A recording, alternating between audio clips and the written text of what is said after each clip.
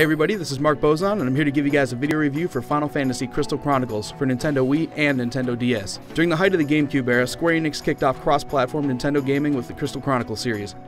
It was just one of a couple titles that made use of Nintendo's Cube to GBA cable, but despite the technology not really taking off, the franchise left enough of an impact that fans began begging for more, and that more has finally arrived. After a successful Ring of Fates DS exclusive, Square went to work on a sequel titled Echoes of Time. The catch? Players can purchase the game on DS or Wii, allowing for system-to-system local play and online between both. Unfortunately, while the DS game itself is one heck of a title, offering up some of the best dungeon crawling in years and hands down some of the best on DS, the Wii title is less than impressive, making for an odd split decision in the team-up design.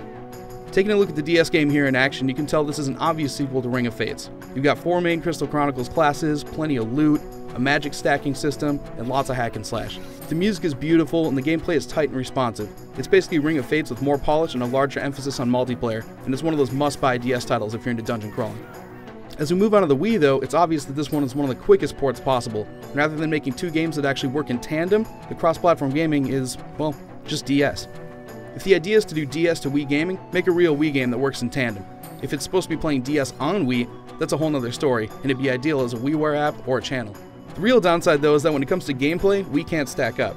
The DS version is completely streamlined, allowing for some quick swapping between characters and magic, and the Wii version makes use of some not so streamlined IR pointing. You'll constantly be moving the pointer into the right window, making your selection, and then moving it out again so you can get your A button back for attacks instead of icon selection. Most players are eventually going to get used to it though, so while it's an inconvenience, it isn't broken by any means. In the end though, you're looking at a DS port verbatim, so you've got the same visuals and the same attacks, the same gameplay, and it's far more at home on the DS system itself. Where Echoes of Time really won me over though is in its outstanding multiplayer offering.